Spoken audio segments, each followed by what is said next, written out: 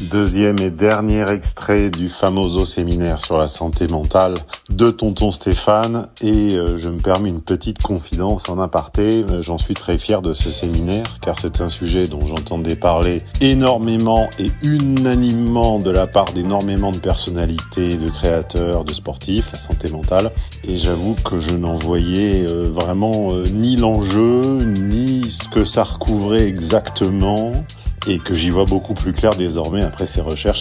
J'espère que l'intégralité de la journée, autrement dit 3 heures le matin, 3 heures l'après-midi, 6 au total, vous auront permis de m'accompagner sur ce chemin. En tout cas, le séminaire terminé, il a rejoint la collection de séminaires sur Mad Consulting, lien à l'écran et en description. Place à l'extrait, rendez-vous à la fin. Les sentiments moraux, qu'on a également appelés jugements, ont pour médiateur le regard d'autrui. Jusque-là, difficile à contester. Sauf qu'on m'enjoint à m'abstraire du regard d'autrui. On a dû tous entendre à un moment ou à un autre. Bon, écoute, c'est une phrase du Père Noël est une ordure, on en parlait à midi avec je sais pas qui. Je danse affreusement mal, et pourtant, je ne perds pas une occasion de m'amuser. Vous savez pourquoi ? Parce que je me fiche de l'opinion des autres. Et vous devriez en faire autant. Voilà la solution. Merci, monsieur Mortez. Le secret, c'est de se fiche du regard des autres. Bon, très bien. Sauf que s'en abstraire conteste l'existence même de l'idée de performance. Parce que derrière la honte et la culpabilité, il y a quand même le fait que je me tiens correctement. Il y a un certain nombre de méfaits dont si je vous signais un blanc-seing immédiatement avec tampon de l'État pour vous dire vous ne serez jamais poursuivi, vous les commettriez, et moi aussi. Bon. Et ça, on parle du versant négatif, de malfrat, on parle du vol, on parle de... Mais même le bien. Si je veux du bien à quelqu'un, je lui veux du bien financièrement, je l'aide, je lui veux du bien, je lui rends des services, je m'occupe de sa santé, j'essaie d'être là pour éponger, bon, quoi que ce soit. Si ce autrui ne le reconnaît pas, comme l'anecdote de Thierry Henry ce matin, si le parent auquel tu veux du bien, ou le conjoint auquel tu veux du bien, ne le valide jamais, n'en parle jamais, ne le souligne jamais, ne le formalise jamais. Bon, d'abord, ça va créer une petite névrose, si on respecte le schéma de ce matin, mais c'est même plus la névrose n'est pas vraiment le sujet, en fait. C'est un passage historique pour vous faire comprendre un truc, mais si celui dont vous pensez sincèrement faire le bien ne le reconnaît pas, comment allez-vous justifier de continuer ? Comment vous allez vous dire que vous allez continuer à verser une pension ou à financer quelqu'un, sauf votre enfant parce qu'il y a un biais d'inconditionnalité, si cette personne ne le valide jamais, ne le formalise jamais, ne vous en sait jamais gré. Voilà, alors le goût, la conviction c'est de l'ordre de la foi, mais souvenez-vous que la foi peut se perdre en cours de route. On a tous perdu la foi au moins dans quelque chose, par contre il y a quelque chose qu'on perd rarement. Surtout dans nos cultures. La culpabilité. Ça s'appelle le chantage affectif. Je continue à le faire parce que si jamais j'arrêtais, je me sentirais coupable. La honte et la culpabilité sont deux sentiments moraux ou deux jugements portés sur soi qui nous font déployer des énergies au-delà de toute considération et pendant des durées extrêmement longues. On a tous fait des choses inavouables par peur de la honte ou par culpabilité. Absolument tous. Et le point commun de ces deux sentiments, leur racine, ce qu'ils partagent pour exister, c'est le besoin d'autrui. On a besoin de cet autrui pour nourrir ces deux moteurs. C'est des batteries, c'est des piles. Sans ces deux piles-là, on s'éteint grandement. Alors, il reste les deux autres piles. Il reste l'amour et il reste on pourrait dire le conformisme, même si conformisme est un jugement de valeur qui est pas tout à fait neutre. Donc c'est pour ça que j'ai pas mis conformisme, j'ai mis normalité, anormalité, mais oui, alors bien sûr, on fera des choses par affection, par amour, et on fera des choses pour se conformer. Mais je postule que les deux piles qui vous font vous lever et qui vous font vous forcer à faire ce qui parfois vous déplaît ou vous désintéresse, c'est plus ça que ça. Parce que ça, normalement, on a tendanciellement à s'en émanciper, plus ou moins vite que d'autres, mais normalement, passé l'adolescence, le besoin de conformité, de conformisme, on s'en détache relativement. L'amour, on le ressent par phase, par vague. Donc ça nous meut, ça nous transporte, ça nous tout ce que tu veux, par phase. Te dire que c'est quasi quotidien une vie durant, j'ai du mal à te croire. Les vraies batteries, pas les batteries électriques déchargeables, mais les vraies qui pulsent tous les jours, c'est celles-ci. Et celles-ci, elles ont... Je finis le raisonnement et je te prends tout de suite.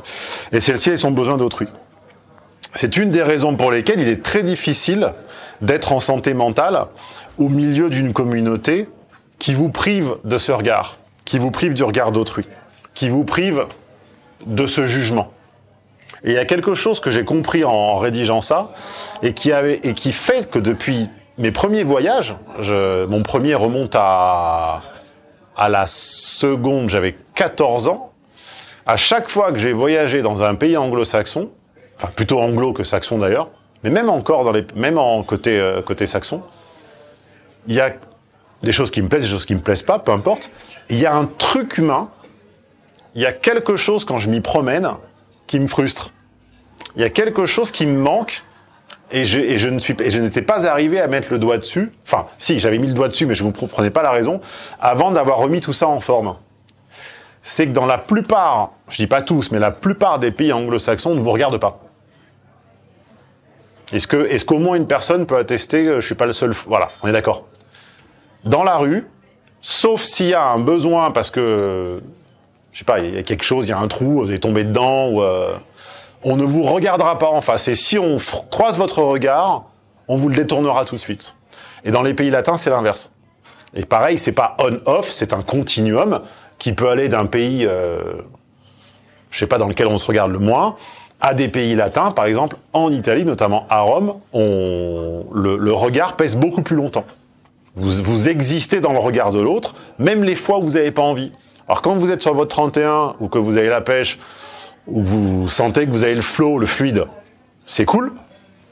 Quand vous avez juste un truc à faire 15 minutes, et que vous n'avez pas le flow, pas le fluide, et que vous n'avez pas envie de l'avoir, et que vous voulez être transparent, et que vous croisez vos voisins, et qui vous dévisagent en vous souriant, et qui vous regardent comme ça, alors que t'es là, et tu vas apporter la poubelle sur la place, et... Voilà. Donc, je me suis dit, à la lumière de ce raisonnement-là, que ça ne m'étonnait pas. Donc, vous connaissez leur excuse officielle. Quand on leur fait remarquer leur évitement du regard. C'est impoli. C'est impoli. Autrement dit, si je le faisais, ça pourrait discriminer. L'autre pourrait se sentir jugé, se sentir déprécié, se sentir mal.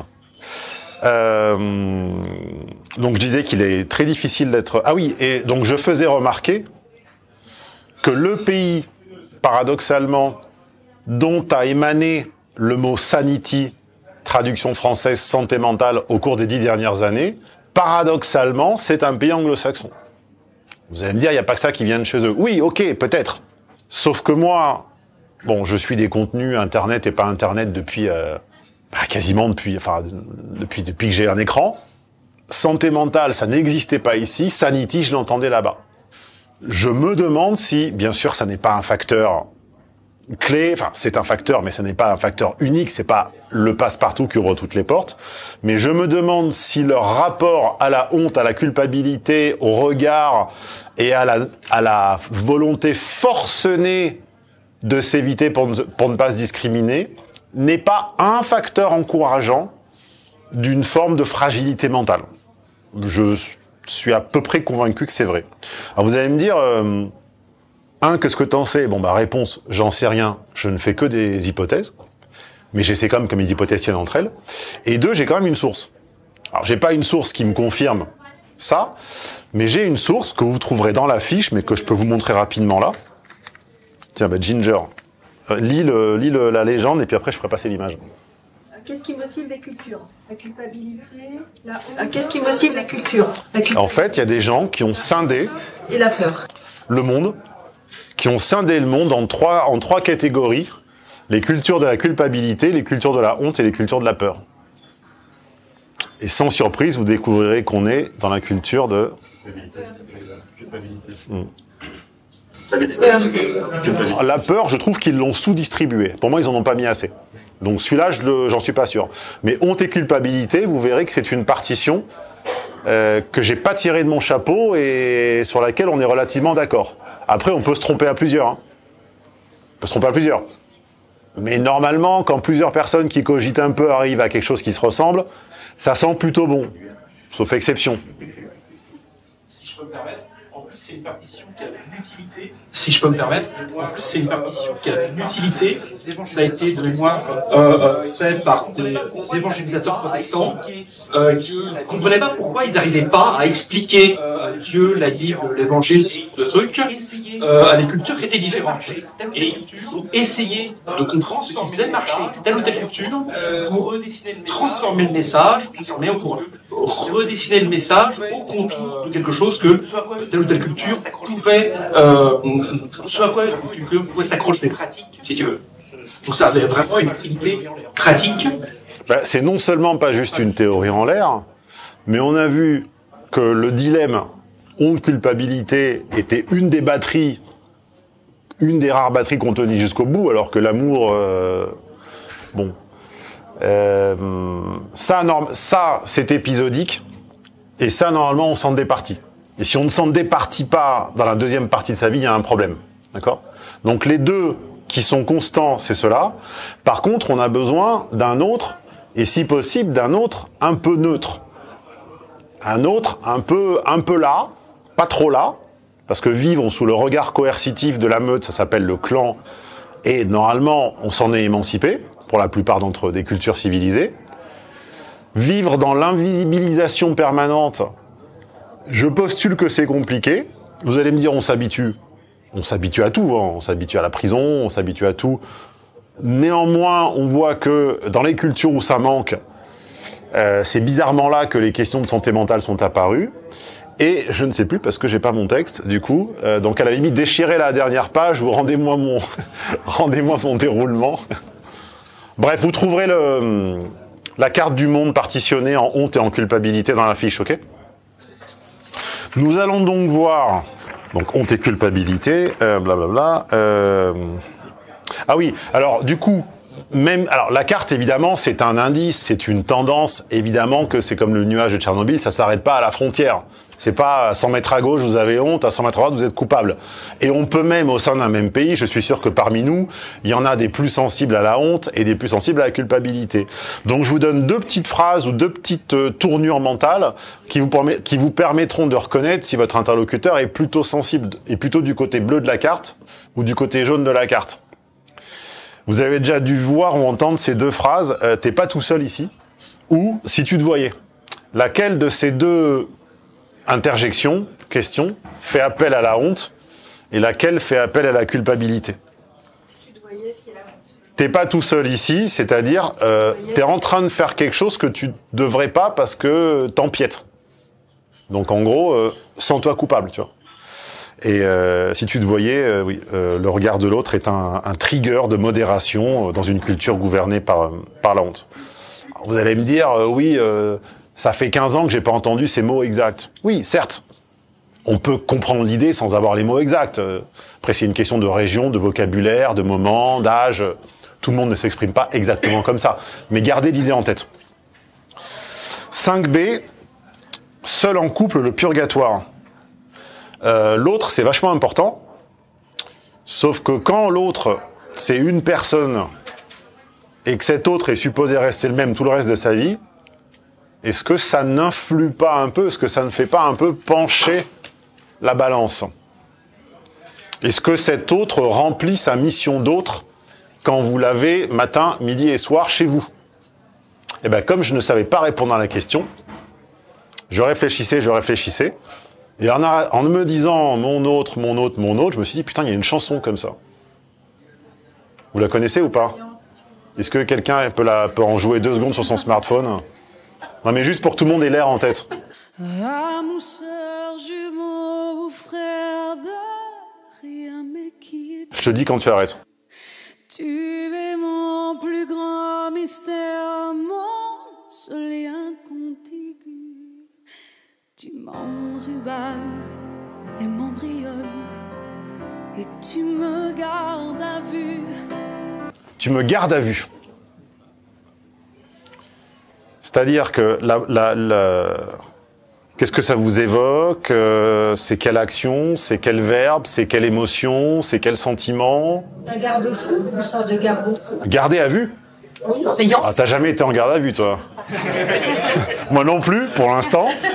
Mais de ce que j'ai entendu des gardes à vue, c'est pas un garde-fou. Hein. Contrôle, surveillance. La sollicité qui est primordiale. Donc il y a surtout garder qui est primordial, donc il y a une rétention, une conservation de la personne. Garde à vue, quoi. C'est que la personne, tu la gardes à côté de toi pour l'observer. Garde à vue, c'est une semi-prison. Ouais, C'est une prison temporaire. De tout ce que j'ai entendu des témoignages de garde à vue, alors j'en connais directement en plus des gardés à vue, pas des trucs de journaux, j'en connais deux persos et un troisième indirectement. C'est un avant-goût de la prison. En gros, c'est on te fait sentir ce que tu risques. Donc soit t'accouches et tu nous balances tout, soit ça va être ça pendant 5 ou 10 ans. Sauf qu'il paraît qu'en fait la prison c'est plus cool que la garde à vue. La garde à vue c'est le pire, paraît-il. Bref, donc l'autrui en couple. Alors vous allez me dire oui c'est une chanson, c'est pas vrai et tout. Quand une chanson marque une époque, c'est jamais 100% faux. Quand une chanson, vous l'avez tous plus ou moins, ça vous dit quelque chose ça. Quand une chanson, quand il y a une rémanence, quand il y a une persistance, quand ça marque une génération, c'est que ça gratte plutôt au bon endroit. Sinon, on s'en souvient pas. Sinon, ça glisse. Donc, première image de l'autre en couple. Je te regarde, oui, mais par contre, tu restes là. Je te garde à vue. Vas-y, reprends. Tu es le seul animal de mon arche perdue. Voilà, c'était le deuxième, ou plutôt le second extrait, puisqu'il n'y en aura pas d'autre, de la journée intégralement consacrée à la santé mentale. Où la retrouver, c'est sans surprise, hein, dans la bibliothèque des contenus payants de Tonton Stéphane. Et où se trouve-t-elle cette bibliothèque? Là aussi, c'est sans surprise. L'adresse est à l'écran et en description. Alors, pour me remercier du partage gratuit d'une partie d'un contenu payant, un petit pouce ne mange pas de pain. Si on n'est pas encore abonné à la chaîne Études de cas, qui désormais devient également la chaîne Extrait de séminaire, eh bien c'est le moment de le faire. Ou si on est sur les plateformes de podcast, on donne également son avis sur les contenus via des étoiles. Voilà, et je vous laisse plein d'étoiles. Je vais dire dans les yeux, non, je sais pas où on les met les étoiles, je sais pas où on les range, où vous voulez.